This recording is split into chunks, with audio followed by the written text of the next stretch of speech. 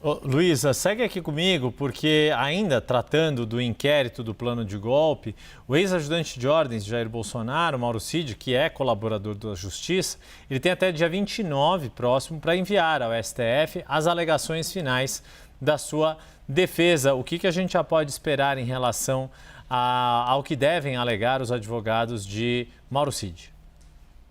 Sabe, Yuri, cobrir STF há muito tempo, ele prega umas peças, às vezes, na gente. Eu estava esperando um despacho do ministro Alexandre de Moraes abrindo o prazo formal ali para que Mauro Cid pudesse se manifestar.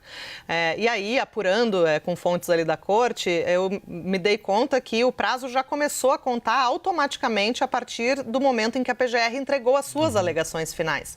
E aí tive essa confirmação de que o prazo já está aberto desde terça-feira. Então, lembrando que a PGR entregou as suas alegações finais na noite de segunda, então a partir de terça já começou a contar automaticamente para Mauro Cid o prazo de 15 dias para que ele possa apresentar as suas alegações finais no processo. Então, por esse prazo, a data limite ali fica sendo no dia 29 de julho. O ministro Alexandre de Moraes, no fim de junho, quando ele abriu essa etapa das alegações finais, ele já deixou todas as defesas intimadas sobre esses prazos. Então, quando um entrega, já abre automaticamente para o outro. O ministro Alexandre deixou tudo direitinho ali, a ordem, né, das alegações finais. E aí, com isso, a defesa de Cid já está preparando esse documento, uma apuração minha, em conjunto também com a minha colega, amiga e analista Jussara Soares.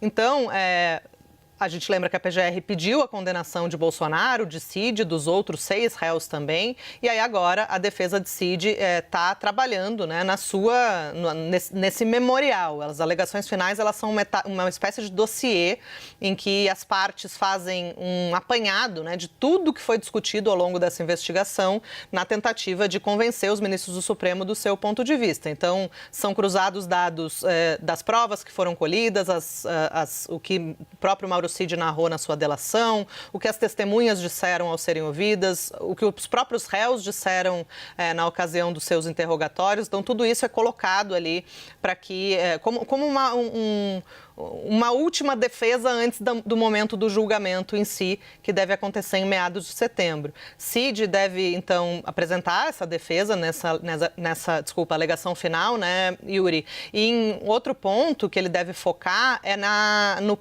alegação da PGR de que Cid teve uma postura omissa, contraditória, às vezes vaga, superficial ao prestar esclarecimentos à corte e que, por isso, segundo o procurador-geral Paulo Gonet, Cid merece benefício da delação premiada no patamar mínimo. Então, se Cid esperava aí um grande benefício por ter colaborado com a Justiça, se prevalecer o parecer da PGR, ele vai ter aí uma redução da pena bem ínfima.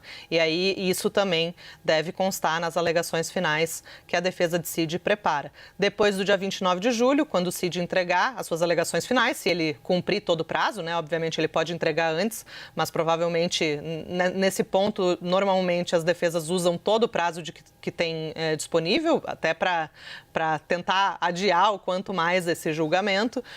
Aí se abre automaticamente também, sem necessidade de um despacho adicional do ministro Alexandre de Moraes, o prazo para as defesas dos demais réus, entre eles o ex-presidente Jair Bolsonaro, que também, então, vai preparar, né? Todas as defesas vão preparar esse memorial. Só para concluir, quando todas essas alegações finais de todas as partes estiverem ali prontas no gabinete do ministro Alexandre de Moraes, ele vai abrir um prazo ali de umas 3, 4 semanas para que os demais ministros da turma possam estudar o caso, né? Fazer a lição de casa, como a gente estava falando aqui antes, estudar tudo que tem ali e aí sim deve marcar o julgamento. Então, pelos cálculos ali dos bastidores da corte, isso deve ficar de fato para meados de setembro, o julgamento de mérito, que é o julgamento de condenação ou absolvição e que pode definir o destino aí do ex-presidente por essa ação penal do golpe de Estado.